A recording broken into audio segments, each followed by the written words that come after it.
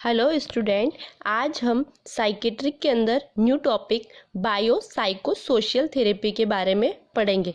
ठीक है, bio psycho social therapy की इंट्रोडक्शन के बारे में, उसकी डेफिनेशन, उसके indication, Contra indications, all details की हम स्टडी करेंगे। ठीक है, फर्स्ट देखते हैं इंट्रोडक्शन। इंट्रोडक्शन क्या है? साइकोथेरेपी एक प्रकार की टेक्निक है। क्या है साइकोथेरेपी? एक प्रकार की टेक्निक है जो कि मेंटल डिजीज से पीड़ित पेशेंट के ट्रीटमेंट में यूज़ की जाती है।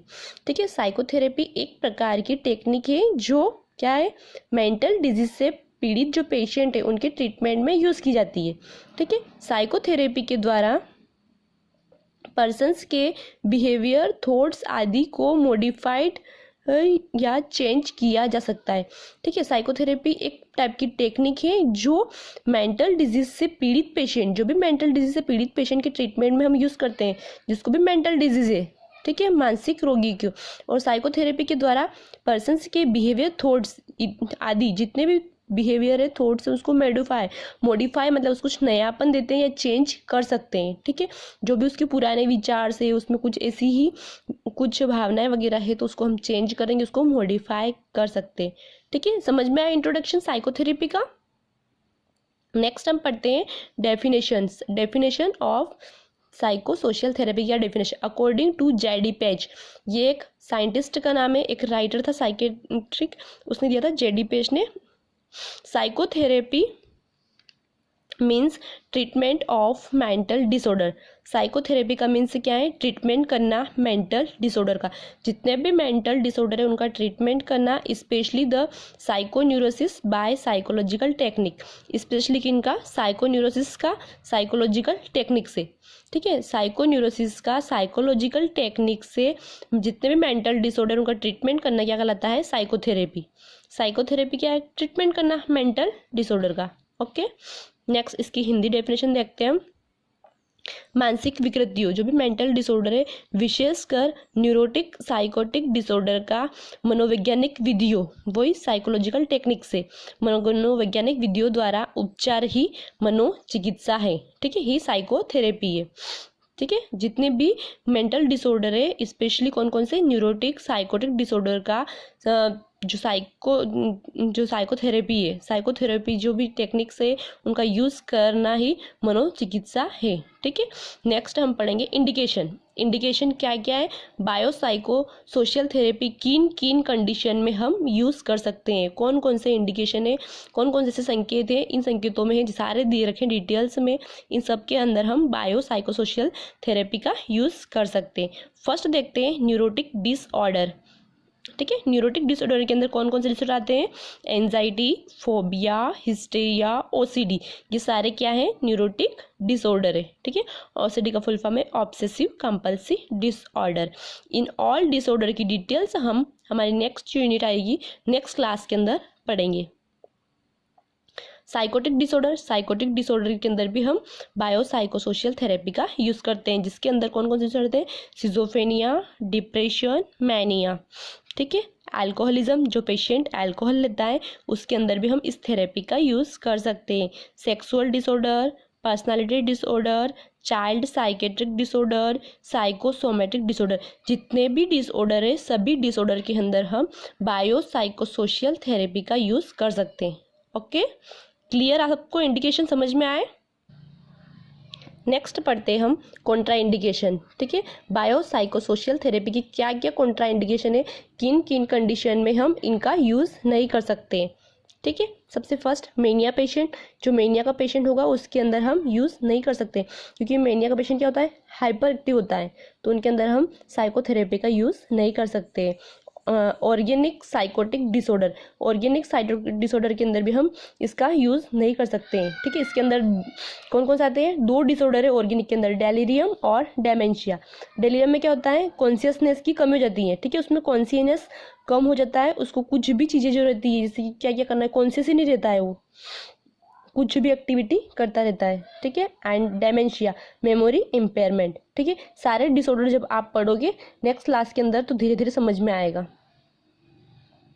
ठीक है। Next anti social personality disorder, जो ऐसे पर्सन है जो एंटी सोशल पर्सनालिटी है, उनके अंदर भी हम साइकोथेरेपी का यूज़ नहीं कर सकते हैं। अनमोटिवेटेड पेशेंट, जो किसी भी चीज़ से मोटिवेट नहीं होते हैं, अनमोटिवेटेड है, तो उनका क्या असर होगा बायोसाइकिल सोशल थेरेपी का, इसलिए उनके लिए भी ये कॉन्ट्रा इंडिकेटेड है। हाइपोकोंड्रियासिस के पेशेंट, ऐसे पेशेंट जिसको हाइपोकोंड्रियासिस डिसऑर्डर है, उसके अंदर भी हम बायोसाइकिल सोशल थेरेपी का यूज़ नहीं कर सकते हैं। क्या होता है हाइपोकोंड्रियासिस में? इलनेस, एंजाइटी डिसऑर्डर या हेल्थ एंजाइटी, उसको ऐसा लगता है पेशेंट को कि मैं बीमार हूँ, जबकि वो पूरी तरह से हेल्दी है।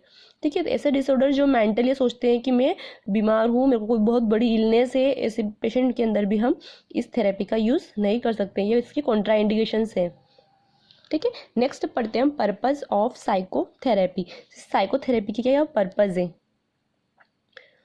फर्स्ट पर्पस पढ़ते हैं, इस साइकोथेरेपी से पेशेंट को डिजीज से छुटकारा मिलता है एवं उसके लक्षणों की तीव्रता में कमी होती है। ठीक है, इसका हमारा क्या सिद्धांत है? फर्स्ट साइकोथेरेपी का, इस साइकोथेरेपी से पेशेंट को डिजीज से छुटकारा मिलता है, उसकी डिजीज जो है उससे छुटकारा मिल जाएगा, उसको फ्री हो जाएगा, और उसकी जो भी लक्षणों की तीव्रता रहेगी उसमें कमी आएगी। ठीक है, सेकेंड पर्पस देखते हैं, इमोशनल स्ट्रेस का कम होना। इस थेरेपी से पेशेंट का इमोशनल स्ट्रेस भी कम हो जाएगा। एंड थर्ड पर्पस है, इसमें मेंटल डिसऑर्डर के साथ उसके फिजिकल एक्टिविटी पर भी नियंत्रण स्थापित होता है। ठीक है, इस थेरेपी से उसके मेंटल डिसऑर्डर पे तो कंट्रोल हो रहा है, बट साथ साथ उसकी फिजिकल एक्टिविटी पर भी कंट्रोल हो रहा है। ठीक है, वो मन के अंदर कुछ भी सोच रहा है, ऐसे कोई डिसऑर्डर हो रहा है जिससे, तो वो फिजिकल एक्टिविटी भी कर रहा है, किसी को मार रहा है, कुछ कर रहा है, तो ऐसी एक्टिविटी के ऊपर भी उसका कंट्रोल होता है। ट्रीटमेंट के लाभ के साथ साथ रोगी को समझ, आत्मनिर्भरता व आत्मसम्मान में वृद्धि होती है। इस थेरेपी से ट्रीटमेंट तो के साथ साथ क्या होता है, उसकी पेशेंट को अंडरस्टैंडिंग समझ आ जाता है कि आत्मनिर्भर बनता है, और सेल्फ डिपेंड, सेल्फ रेस्पेक्ट के अंदर भी उसकी ग्रोथ होती है, उसकी ओर ज़्यादा वो बढ़ावा मिलता है। नेक्स्ट पर्पस देखते हैं, इस ट्रीटमेंट पद्धति के द्वारा पेशेंट की लाइफ के विभिन्न क्षेत्रों में एडजस्टमेंट में सहायता मिलती है। ठीक है, इस ट्रीटमेंट की जो पद्धति, जो प्रोसेस के द्वारा पेशेंट की लाइफ में विभिन्न क्षेत्रों में एडजस्टमेंट, ठीक है, पेशेंट अपनी लाइफ के अलग अलग जो क्षेत्र होते हैं, अलग अलग जगह, वहाँ पे क्या करता है, एडजस्टमेंट करना सीख जाता है।